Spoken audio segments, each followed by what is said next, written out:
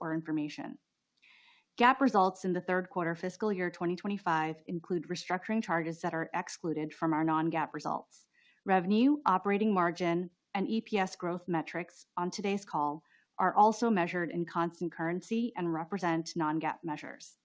Please refer to the earnings release and our website at investor.starbucks.com to find reconciliations of these non-GAAP measures to the corresponding GAAP measures. This conference call is being webcast, and an archive of the webcast will be available on our website through Friday, September 12th, 2025. Also, for your calendar planning purposes, please note that our fourth quarter fiscal year 2025 earnings conference call has been tentatively scheduled for Wednesday, October 29th, 2025. With that, I'll turn the call over to Brian. Good afternoon, and thank you for joining today. It's clear Back to Starbucks is the right plan. It is grounded in feedback from our customers and partners, and it's rooted in what has always set us apart: a welcoming coffee house where people gather and where we serve the finest coffee, handcrafted by our skilled baristas. This quarter, we've made meaningful progress, and we are ahead of our expectations. We're moving quickly to transform both the business and our culture. We're testing, learning, and focusing on the work that has the biggest impact. We're fixing the operational foundations of the business and building a platform for innovation in 2026. Some of the changes are already visible, while others will be seen in the months ahead. Experience the best of Starbucks, one that is stronger, more resilient, and consistently growing. A Starbucks that is once again the gold standard in customer service,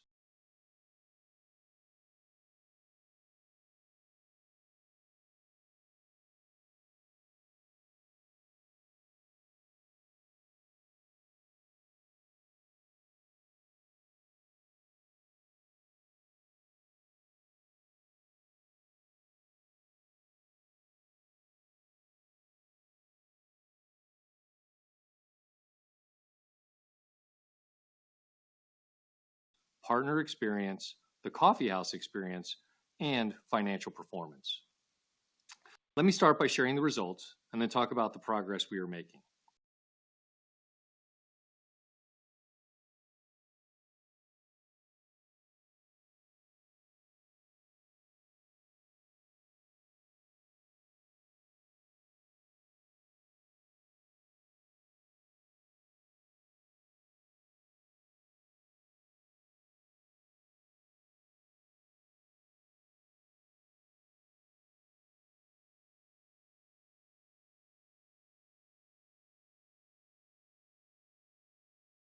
Will power our future growth. While our financial results for the quarter don't yet reflect all the progress we've made, I see meaningful signs from across our U.S. business that we're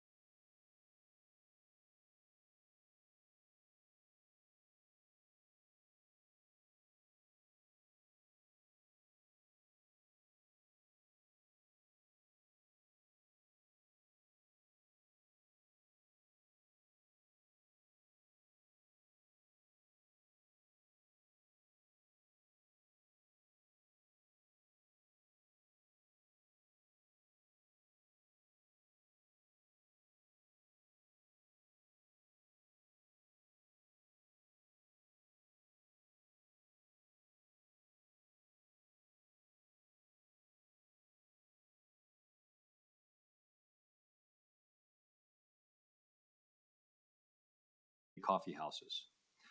As we move further into 2026, expect more experiential beverages and nutritious, satisfying bites for the afternoon day part. This month, we'll start testing new coconut water-based tea and coffee beverages in select markets. And we'll lean into customer needs with upcoming tests of gluten-free and high-protein options to create food that's as artisanal as our beverages. In 2026, we'll also introduce new platforms, including global flavors and customizable energy offerings. And of course, we'll continue to own our hit seasons like fall with the pumpkin spice latte and holiday. Our rewards program is a huge asset for us, with those nearly 34 million 90-day active members.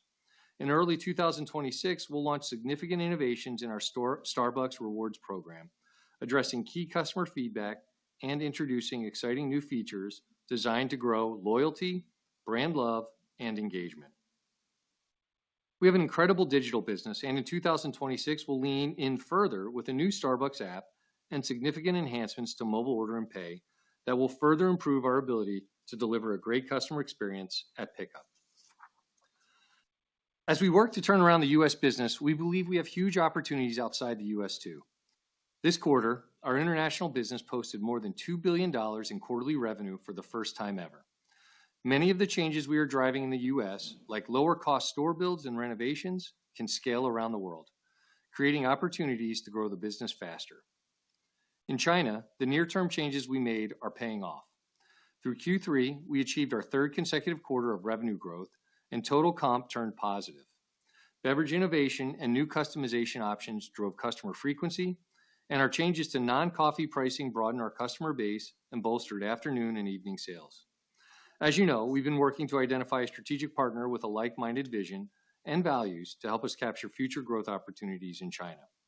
We've received significant interest from more than 20 interested parties, and we're evaluating options. We remain committed to our China business and want to retain a meaningful stake. The intense interest in partnering with us is a testament to the great team, strong brand, and long-term opportunity for Starbucks in China. It really is a vote of confidence. Finally, we will only enter a transaction if it makes sense for Starbucks. Across other markets, performance continues to improve as well. In the UK, we see continued momentum with improving comparable sales performance in the low single digits, driven by a focus on connection, beverage consistency, food innovation, and labor investments to support peak operating hours. The momentum stretches across EMEA as well, with overall Q3 revenue and comparable sales up year over year. Our business in Turkey, for example, is performing strongly despite a challenging economic environment, and we opened our 750th store in the market. In Latin America, we maintained double-digit year-over-year growth in system sales, revenue, and operating income. Mexico is approaching the 1,000 store milestone and provides a roadmap for profitable growth in the region. As we look forward, we see significant opportunity to accelerate growth across our international licensed markets. The team is focused on it and is thinking big. As I look back on the progress we've made this quarter and my 10 months here, I believe more than ever in our Back to Starbucks plan. We've had to fix a lot, but we've done the hard work on the hard things. We've moved quickly to build a more consistent operating model, set clear customer service standards, and bring order to mobile orders. We're right-sizing our new store builds and renovations to improve economics, and we're addressing inventory availability. Though these are areas we know we can move even faster, and we're fixing our cost structure and finding offsets across our P&L to support investments at the store level. This transformation lays the operating foundation for our ambitious innovation agenda, and I'm confident by the end of 2026, Starbucks in the U.S. will look and feel very different, delivering the industry's best customer experience. We're not just getting back to Starbucks, we're building a better Starbucks, where everyone can experience the best of our brand. As we do, we believe we'll drive a stronger top line, and in time, healthy, sustainable profits will follow. I know there's a lot of interest in our long-term plans, and I'm pleased to confirm that we will hold an Investor Day in Q2 of fiscal year 2026. I look forward to seeing many of you in person. Before I close, I want to say thank you to our Green Apron partners. The energy and enthusiasm at Leadership Experience was inspiring, and I continue to see that same momentum every time I visit our coffee houses. Back to Starbucks is coming to life through the passion and leadership of our coffeehouse leaders and Green Apron partners. I'm grateful for the way they're embracing change and delivering world-class customer experiences. Thank you. They're truly creating the green wave. I also appreciate how our support center partners are embracing the changes in how we get work done. We're all committed to building a culture centered on performance, accountability, and prioritizing support for our coffeehouse teams. Thank you for the important role you're playing in driving this change. And with that, I'll turn it over to Kathy to share more detail on our financial results for the quarter. Thank you, Brian, and good afternoon, everyone. I'm now 4 months into my role at Starbucks, and I am confident we have the right strategy in place. We are moving with pace and urgency and are seeing encouraging results from our pilots. We are testing, learning, and iterating quickly as we work towards rebuilding a better Starbucks, known for exceptional customer service and serving the world's finest coffee. I'll now cover our Q3 results. Our Q3 consolidated revenue was $9.5 billion, up 3% to the prior year, reflecting 6% net new company-operated store growth over the past 12 months, partially offset by a 2% decline in comparable store sales.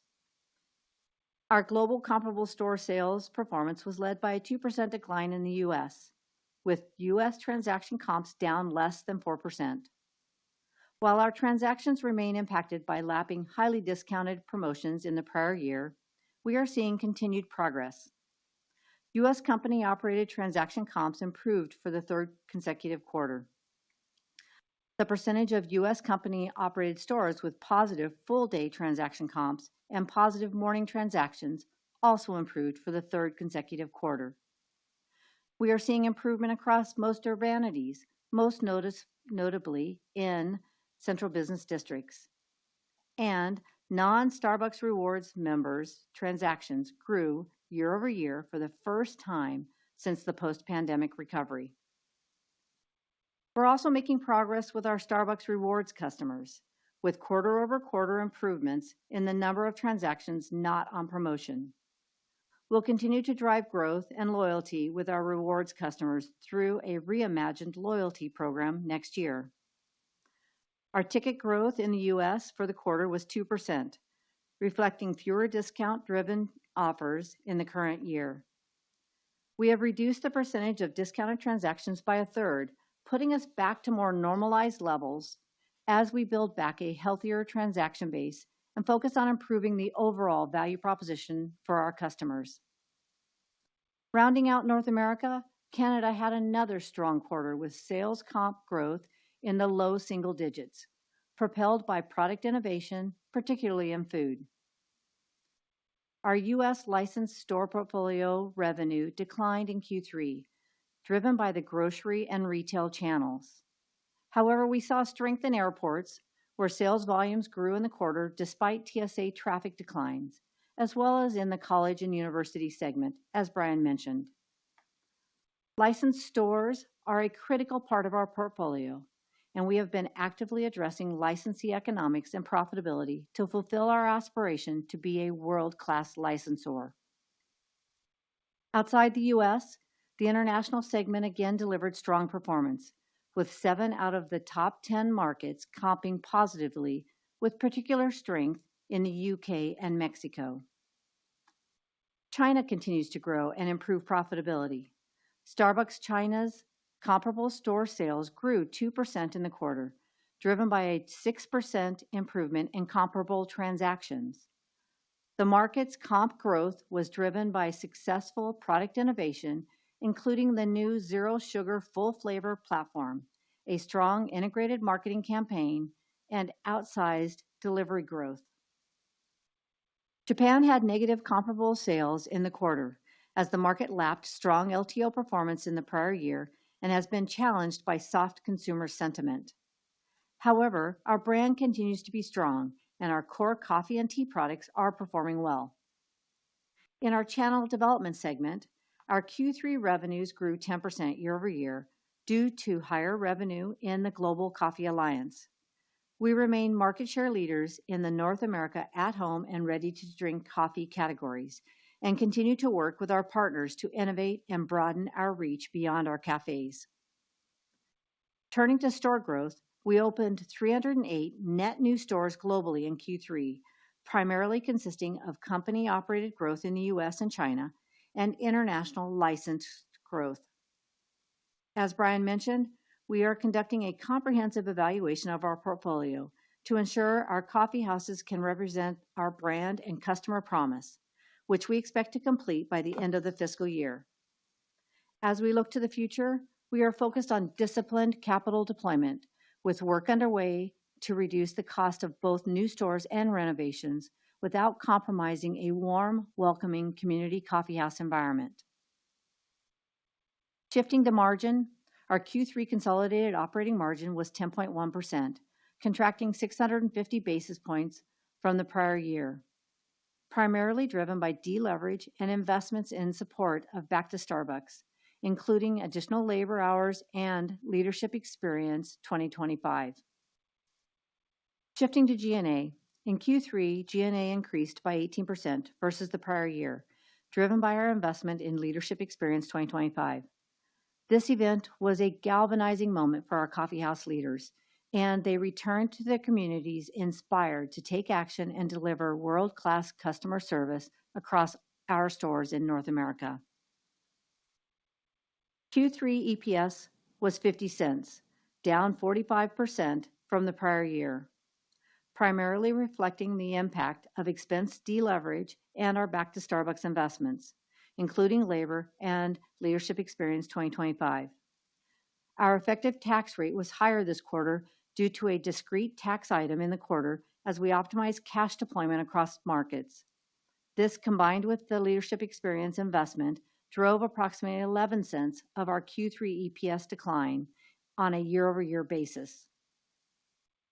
To conclude my remarks on our Q3 results, we remain committed to our capital allocation strategy and disciplined capital investment, maintaining our strong balance sheet and BBB+ Baa1 credit rating, and returning cash to shareholders via dividends.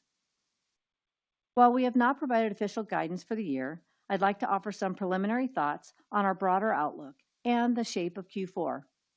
As Brian said, we continue to make the most of the existing innovation plans and believe we have a strong fall platform, including the return of our popular pumpkin spice latte that overlays the transformative work taking place on the company, brand, and customer experience. Taking into account that we have a lot in flight, combined with the uncertain consumer environment, we are conservative on how the current year-over-year trends will change in Q4 for the U.S. company-operated business. We know we lose the benefit of ticket and that transactions are improving. Just where they will net out is unclear. We are pleased to be ahead of schedule with key foundational programs like Green Apron Service, and we are confident that 2026 will continue to improve as we see the effects of our Back to Starbucks strategy begin to scale. Both the tariff environment and coffee prices continue to be dynamic. We continue to mitigate expected tariff exposure outside of green coffee and are pleased to see green coffee prices moderate. We have also increased our coffee coverage relative to last quarter as prices have declined. Due to our coffee buying and hedging practices, you should expect to see both moving average coffee costs and coffee tariff impacts lag the market, with year-over-year coffee cost increases expected to peak in the first half of fiscal 2026. Our margins in the near term are impacted by critical investments in our stores, partners, and customers. However, the early signs of progress we're seeing in partner engagement, transactions in our critical day parts, and customer feedback give us confidence that these investments will yield the returns to drive much healthier margins over time. As we progress on our Back to Starbucks strategy, we will invest over $500 million of additional labor hours into our U.S. company-operated portfolio over the next year, beginning with our Green Apron Service rollout in mid-August. To offset these investments, we are focusing on driving a healthier and more efficient cost structure that allows us to weather macro headwinds, drive strong sales flow-through, and simultaneously fund our Back to Starbucks strategy. We are working on resetting and improving our cost structure across the entire P&L with disciplined prioritization, driving more efficiency, accountability, and agility into the organization. In closing, I'm impressed with how far we've come and know we have more work to do. We know this turnaround is a multi-year effort. We are rebuilding our core foundation on which we can scale and innovate to deliver the best of Starbucks customer experience, while instilling stronger discipline in our cost structure and capital deployment plans. A lot is happening today behind the scenes, and these efforts will come together more visibly by the end of next year. And when they do, I am highly confident that our financial performance will follow, first in our comps, then in our earnings. I'd like to thank our partners around the world for their commitment to transforming Starbucks into the premier customer service organization that all our stakeholders, partners, customers, and shareholders will be proud of. And with that, Brian and I are happy to take your questions. Thank you, operator. Thank you. And as a reminder, if you would like to ask a question, press star, then the number 1 on your telephone keypad. In order to allow as many questions as possible, we ask you to please limit yourselves to one question at a time. We will come back for follow-up questions as time allows. And your first question comes from David Tarantino with Baird. Your line is now live. Hi, good afternoon, and congrats on the early progress. I wanted to ask about the investment you're making in the stores. Thank you, Kathy, for quantifying that, $500 million in labor hours. Can you maybe just frame up some of the cost offsets you mentioned to that number, and whether you think it's possible to fully offset that number, or whether you're going to need to see sales leverage in addition to the cost offsets to get the right return? I guess, how are you thinking about the overall margin impact from that collective effort? Yeah, good afternoon, David. Thanks for the question. First and foremost, let's make sure we understand, though, that the Green Apron Service is a foundational operating model that establishes the repeatable, consistent, scalable standards that we want and need in customer service. And so that it's such an important investment. But to answer your question, then, we are, as we shared even last quarter, working across the entire P&L. So named it in the prepared remarks, but from cost of goods sold to operating expenses to G&A, the team is taking on both short-term and long-term cost structure efficiency work that we're doing. So, well, not ready to quantify the exact offset. I would tell you we see lots and lots of opportunity, and we're getting after it. Some of it will start to come together pretty quickly, and some of it is going to take us a little bit longer. What I would tell you is we're working on 26, 27, and 28. So we're putting in the more durable, sustainable activities to make sure we don't just address it once, but we actually address it long term. What's really exciting, though, is when we start to grow, we'll actually like what comes through to the bottom line when we start to see that top line come through. Thank you. And your next question comes from David Palmer with Evercore ISI. Please state your question. Great. Yeah, just building on what David was just talking about, I guess, conceptually, right now we're in an investment mode, and we can imagine that margins may not be moving up very quickly, might be moving down a little bit here in the near term. But I'm wondering how you're thinking about things evolving longer term. I would imagine there'll be an analyst day where you'll want to go through each of the pieces of this. But just conceptually, do you see the company going back to pre-COVID levels of margin that might be, that 17% type margin corporate-wide, the little over 20% in the Americas? Is that reasonable to expect? And, what sort of journey do you think would, how long could that take? And what are the big things that are the must-get rights that you're thinking over the next 2 or 3 years that would really get you there if you think you could get back there? And thank you. Good afternoon, David. I'll start, and then I'm sure Brian can add too. So first off, you asked about maybe longer term kind of earning potential. And first off, Brian mentioned it in his remarks. We're excited. We've put a date on the calendar, a time, early 2026. We believe we'll be in a good position to share not just short term, but really longer term, how we see this company playing out. So we're really excited about putting a date out there for the Investor Day, early 2026. Then to answer your question around 2019, is that the right benchmark and aspiration? What I would tell you is it's a good guidepost. It helps us to understand what is possible. Obviously, you have to drive top line first and foremost. That's the most important thing. But once we do start to drive the top line, can we set up a cost structure below that delivers the kinds of profitability that we would expect? And so 2019 is just my best guidepost, our best guidepost right now. We'll see as we approach that guidepost if there's more room past that. But right now, let's look at that as our guidepost. It provides a really clear, if you unpack the P&L, a really clear path to get there, and that's what the team's working on right now. Is literally that path. And it's going to take a little bit. I'll leave it there. Yeah. Hey, David, this is Brian. The only thing I would add is, I've gotten this question before around, do you think Starbucks over-earned? And, as I better understand the business and I see the opportunities in front of us, I don't think that is the case. I think there is tremendous opportunity in front of us where we get the operating foundation in place, and then we put into place the innovation that we know resonates with customers. And then we continue to do the right things so that our partners are set up for success to deliver the innovation and the ongoing operating model. And as Kathy mentions, we put a really strong focus on our cost structure.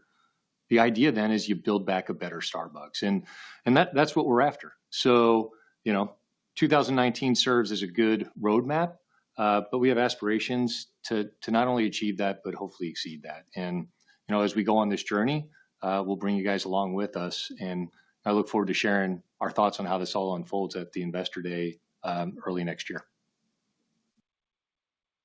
Thank you. Your next question comes from Brian Harbour with Morgan Stanley. Please state your question. Yeah, thanks. Good afternoon, guys. Just on the Green Apron service thing, obviously you've sort of accelerated that, it sounds like. Could you talk about sort of how fast you would expect that to spread through the whole company's store base, how fast, those investments will happen? And I think you talked about at your conference sort of making sure there was an assistant store manager in every location. Is that also part of that 500, or I guess, what exactly is sort of included there? Yeah. Look, so the Green Apron service model will start rolling out the middle of this month. And, obviously it takes a little bit of time to get it across all our stores and implemented where our rosters are the right size and then deployed correctly. But what we've seen in pilot is, it takes, a little bit of time for us to get into a rhythm with the new labor that we have on the team. And then it also takes a little bit of time for our customers to recognize that they're getting a different kind of service experience. The good news is once both of those things stick, we see transactions move in the right direction from there. And so you heard in my earlier comments, what I'm excited about is as the time goes on, we see this building and building and building. And then when you start thinking about the innovation you can layer on top of that, now you're building from a place of strength with innovation as opposed to, kind of a place of weakness or trying to recover with innovation. In regard to the assistant managers, that's going to be part of the roster. And it really is an element of then, I think, staying true to our mission of we want to promote within greater than 90%. And this presents a tremendous opportunity. And we talked about this at our leadership experience, tremendous opportunity for people to grow with Starbucks through the assistant manager role. And so that's what you'll see unfolding over time is as we get the roster size right, we'll then figure out how we can promote within that roster and within the organization to that assistant manager role, which then nicely sets us up to build a pipeline for the future growth of new stores with managers and so on and so forth. So, I'm delighted that Mike and the operating team have just done a really great job of bringing the Green Apron service model from, an idea to true execution that's now scalable. And now we're in the process of scaling it. So really excited for mid-August to get here, then really excited for us to build on that strong foundation. Thank you. And your next question comes from Sara Senatore with Bank of America. Please state your question.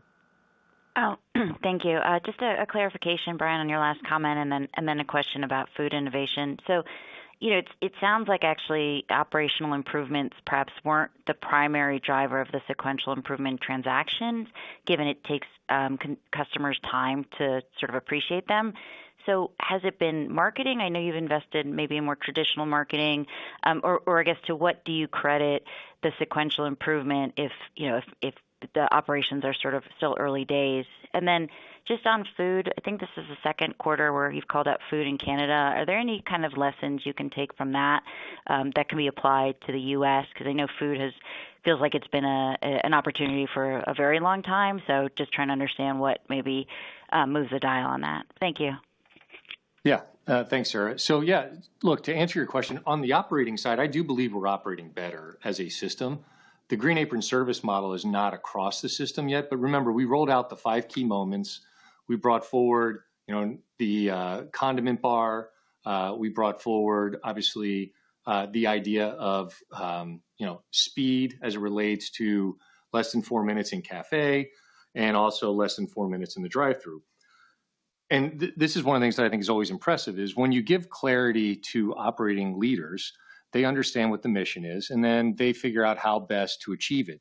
What the Green Apron service model does is it takes that and makes it even more consistent, more reliable, and also gives, frankly, our partners more tools to achieve those key customer metrics that we're after over and over again. So we've made operational progress, which I'm really excited about. And I think Green Apron service then will kind of institutionalize it and become our system.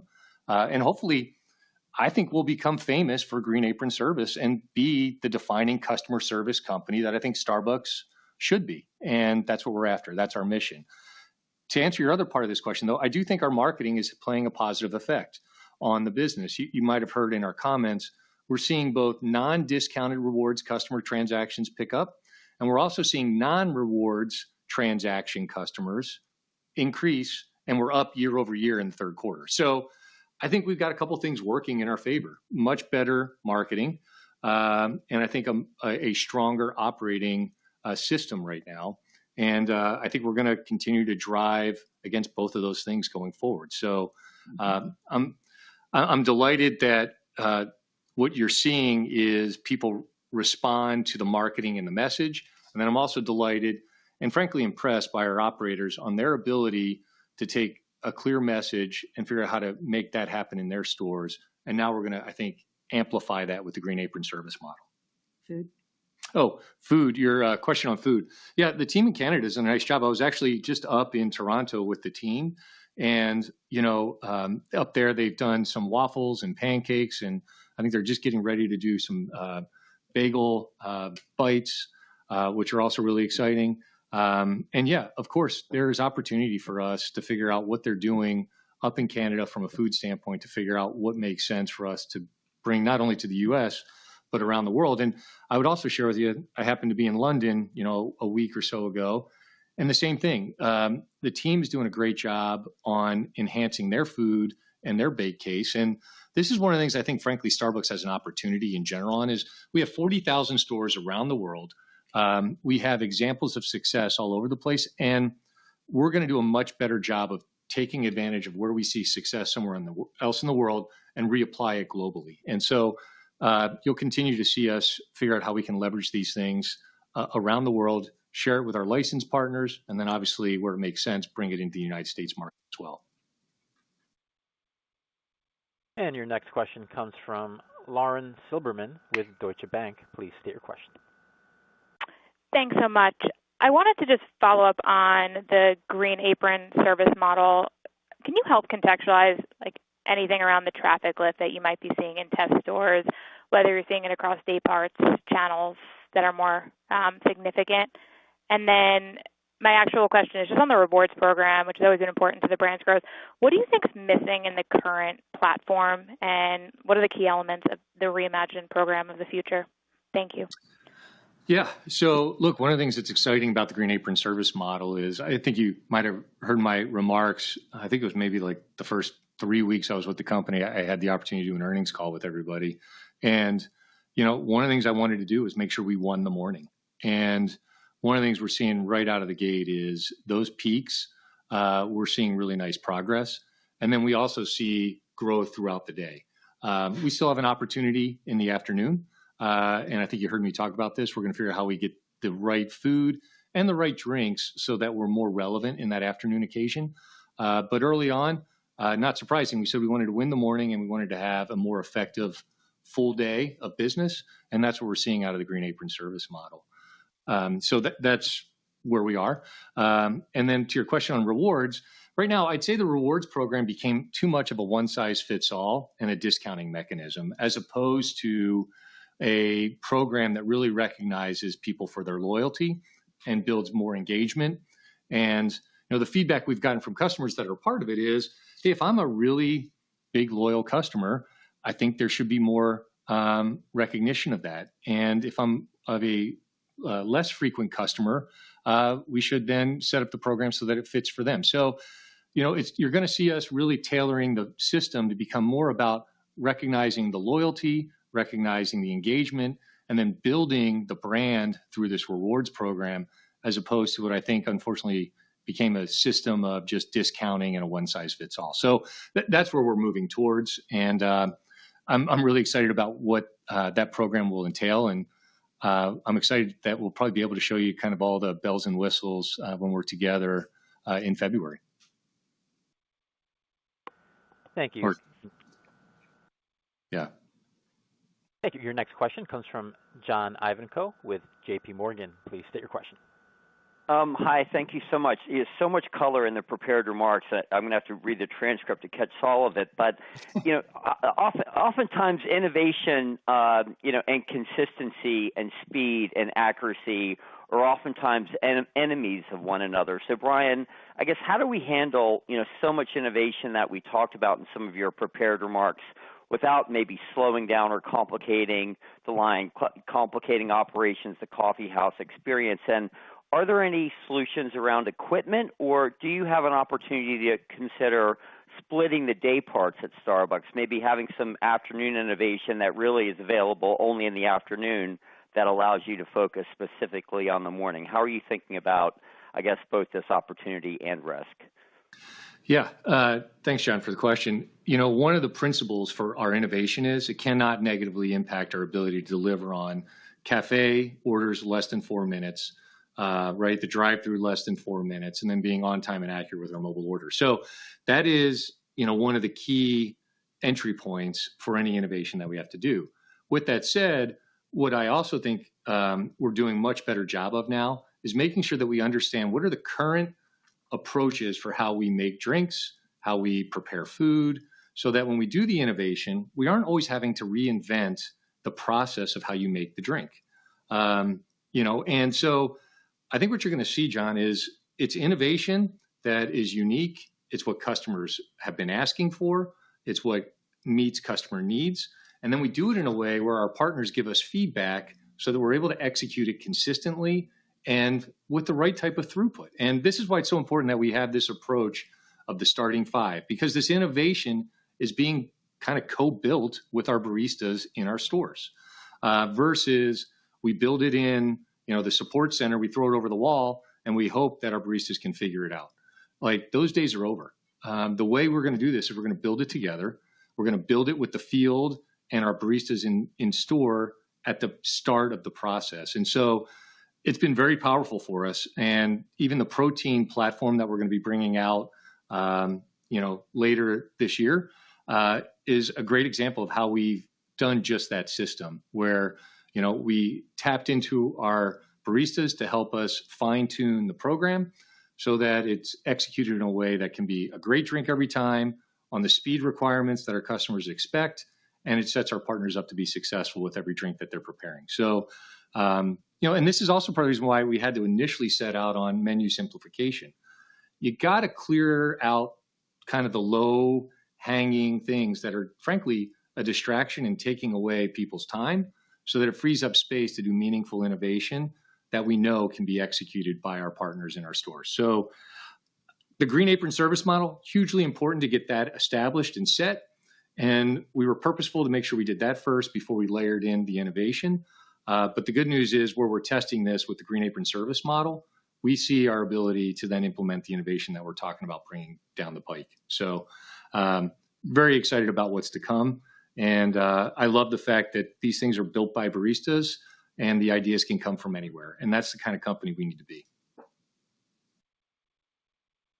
Thank you. And your next question comes from Andrew Charles with TD Cowen. Please state your question. Great, thank you. One quick housekeeping first. Just curious, how many mobile order and pay stores are in the portfolio as you go through the process of system optimization? And my real question is that if I go back earlier this month, there was an 8K highlighting a bonus contingent on reducing operating expenses through fiscal 2027. Can you help us understand what level of reduction is necessary to hit this? So to answer your first question, it's roughly like 80, 90 stores in the mobile order pickup space. And then on, your second question, look, incentives are a powerful tool. And, I wanted to have an incentive for the organization to get after the cost side of things. And I think the good news is I'm seeing people galvanized around getting after what these incentives have set out to do. And so, you'll see how that unfolds over the coming months and coming years. And I think Kathy said it well. We ultimately want a better cost structure so that as we grow, we're happy with how the top line falls to the bottom line. Thank you. And your next question comes from Christine Cho with Goldman Sachs. Please state your question. Great. Thank you for taking the question. So, Brian, could you talk a little bit about your decision to expedite the rollout of the Green Apron service model? So, were there any notable surprises or key metrics from your earlier tests across the 2,000 stores last quarter that kind of gave you that confidence to proceed with a full rollout in all of the U.S. stores by the end of the summer, as opposed to the 1/3 of the stores by then? Additionally, just your thoughts on how you will measure the ongoing success of the model and how you incorporate some feedback from both customers and partners. Thank you.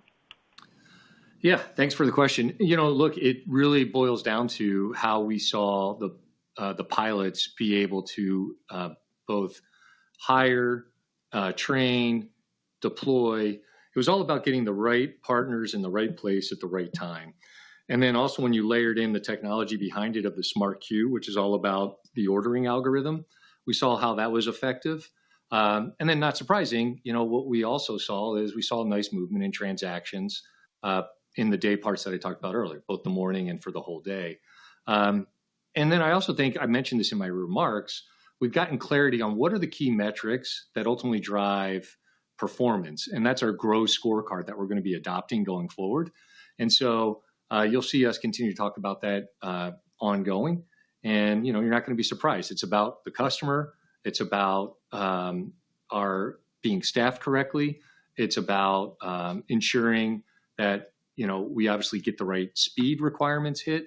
And so when we do those things, we see the outcomes that we want, which is transaction growth, which then ultimately I think is a key indicator of health in the business. So we loved what we saw.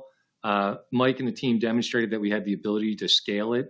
And so we were like, you know what, the time is right, because I'd love the fact that we're going to get this Green Apron service model in place before we hit Pumpkin Spice Latte, our big fall holiday season. There's going to be a lot of customers that come into our business because of those two marquee moments. And now they're going to experience Green Apron service.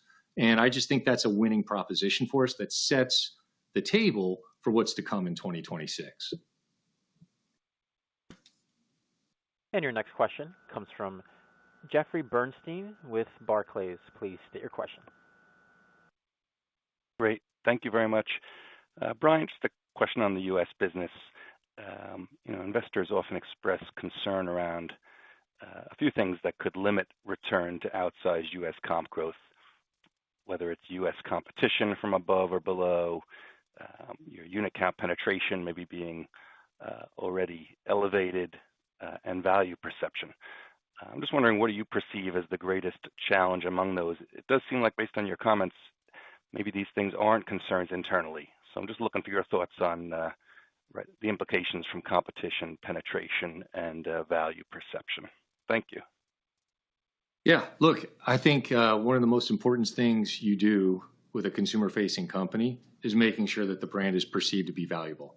And one of the things I was really delighted to see is we've made tremendous progress on that value front. And I think it's the highest level we've had in the last 2 years.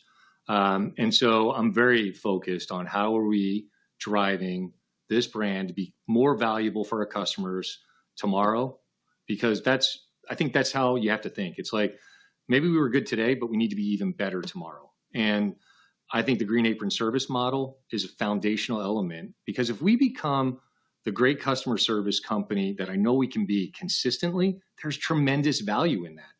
Nobody else does it. And it's uniquely something Starbucks has always stood for in the past. And I think it's uniquely something we can own going forward. And look, the best way I know to compete is to be the best form of yourself. And that best form of Starbucks is, without a doubt, world-class customer service driven by the connection between our barista and our customer, with the craft of our drinks in a special third place. And so that makes this brand super valuable to every customer and every partner that's a part of this company. So that's what I'm focused on. I love playing offense in a very competitive environment. And you know what? We're in competitive environments all around the world. And you're going to continue to see Starbucks be on the offensive as it relates to great connection, great community, and great craft. Your next question comes from Chris O'Cull with Stifel. Please state your question. Yeah, thanks. Brian, I was hoping you could expand on your thinking around the China business just for a moment. I mean, the company's been clear it's looking for a partner, but I was hoping you could elaborate on exactly what you believe you would gain from a strategic relationship. I mean, it doesn't look like capital is really an issue when you consider, the investments that need to be made in that market. But so I'm just wondering, is the primary goal to bring in maybe better expertise in operations or marketing in China? Or what would you consider a win for Starbucks, I guess? Yeah, look, I think the good news is our brand is well respected, held in high regard with the Chinese customer. And our team has been doing a really nice job, I think, figuring out how to compete in a new environment, as I mentioned in my earlier remarks. And as we look at the partners that have come forward, what we are hoping we can have is a partner, first of all, that shares our mission and value. It's got to be a consistent approach to our mission and values. And then I think be a great partner to figure out how we can operate more effectively in that local market. And, because it's not about capital. What this is about is how do we ensure that the Starbucks brand is in a much better place in the future? Because I do believe there's going to be thousands of more Starbucks in China. And I think there's no reason why this can't be one of the best businesses in China. And so we're looking for a partner that shares that passion and shares that belief that there's this opportunity to grow one of the special brands in China. And we think having somebody that's a local partner sets us up to ensure that is the case for the Starbucks brand long term. Thank you. Your next question comes from Jon Tower with Citi. Please state your question. Great. Thanks for taking the question. Maybe, Brian, circling back to a topic you kind of hit on a little bit earlier on value. And specifically, I know in previous calls you talked about the idea of looking at the menu architecture and the pricing architecture. And I'm just curious, with a lot of the innovation that you outlined earlier in the call, I'm just curious how you're thinking about maybe how value fits into the new products that are coming out next year. Are you thinking about different cup sizes that are coming through specifically and price points around that? And then on top of that, how are you thinking about incremental pricing beyond this fourth quarter and into 26 in aggregate? Yeah. Obviously, as we bring out the innovation, we want the innovation to be relevant for the day part that we're going after and the occasion that we're going after. So in some cases, that may mean, a smaller size. In some cases, it may mean we think differently about where that price falls within our menu architecture. So obviously, it's important. We all remember the old marketing class we took, right? I can't remember if it's 4 Ps or 5 Ps, but one of the Ps is definitely price. And we got to make sure that for the customer experience, and here's the one thing I think it's really important to remember. Everything we do will be valuable. We are a premium brand that give people access to premium experiences. And so, this is not about changing that trajectory of our business. With that said, there are different ways to execute both the size and the package that you experience, whether it's an afternoon snack or an afternoon pick-me-up or customizing your energy, customizing your protein. Like, there are a lot of different ways for us to think about how we bring value to the customer in a premium way. And so that's very much top of mind for us. And I think it's critical for us to continue to be positioned correctly for every occasion. And what was the second part of your question? Pricing. It had to do with pricing in the future. Yeah, pricing in the future. Yeah, look, I think you've heard me say this all the time, and I still fundamentally believe this is pricing is always the last lever I like to pull. But with that said, pricing will be a part of our business model. There are times where it makes sense to take some price. And when those situations present itself, we're going to do it in the least amount of pricing necessary. I prefer to always hold back on that one as much as possible. So will we have to use it in the future? Absolutely. It's going to be the last lever I'd like to pull. And when we pull that lever, I probably want to do as little as possible. Thank you. The last question comes from Danilo Gargiulo with Bernstein. You may ask your question. Great, thank you. Brian, I'd like to go back to a couple of topics that you were hinting before, specifically like competition. And at some point, Kathy was also talking about the potential macro pressures in the fourth quarter. And with great progress on a sequential basis on traffic, sequential improvement of traffic, but it still remains negative on a 1-year basis. So how do you assess that the contraction was actually driven by the lapping of promotions rather than perhaps consumer finding alternatives that could be either, potentially evolving competitive landscape or consumer switching to coffee consumption at home? And then given your assessment, out of all the initiatives that you have been launching, which one do you think is going to be the most critical one to be driving consumers back to stores? Thank you. Yeah, well, look, I think it's a combination of things that's going to ultimately bring customers consistently back to our stores. But I do believe getting the foundation right with the Green Apron service model is mission critical and step one. And then obviously having relevant innovation that puts us in front of culture and in culture is hugely important. And you've heard me outline it. That innovation is going to go from menu across beverage and food to digital to rewards. So I think that's our success platform that we're going to continue to drive towards. And we'll talk more about it at our Investor Day. In regard to the macros and, what we see in the business, look, one of the things I was delighted to see is that we continue to see sequential improvements in transactions. And, as we exited the quarter, we continue to see that. And so, we just right now, obviously, are still figuring our way through these initiatives that are in flight. And until everything's in place, you have some ups and downs as you move through the quarter. So, I think the good news for us is I think a lot of the opportunity of growth is in our control. And, I think that's what I've asked our team to stay focused on is what are the things we can control? We do that to the best of our ability. We will continue to grow share and we will build a brand that's beloved. And that's what we're after. I can't control, some of the other forces that are out there, but I can bring the best Starbucks in whatever environment we have to compete in. And that's what we're going to stay focused on, Daniela. It served me well over my last, 20 years working in this industry. And, I've seen a lot. And the good news is what I see always working is make sure that you value every customer, you set your partners up for success, and then you stay on the offensive for your brand. And then that's how you come out on the other side, a stronger, better business. And that's what we're focused on right now. Obviously, we're still turning this business around. And when you're in a turnaround, there are some unexpected things that happen. And I think we're smart to make sure that we're honest about that. And, the reality is I believe we're working on the right things, and whatever comes our way, we'll handle accordingly. Thank you. That was our last question. I will now turn the call over to Brian Niccol for closing remarks. All right. Well, thank you, everybody, for joining the call. Thank you for the questions. And thanks for all the time.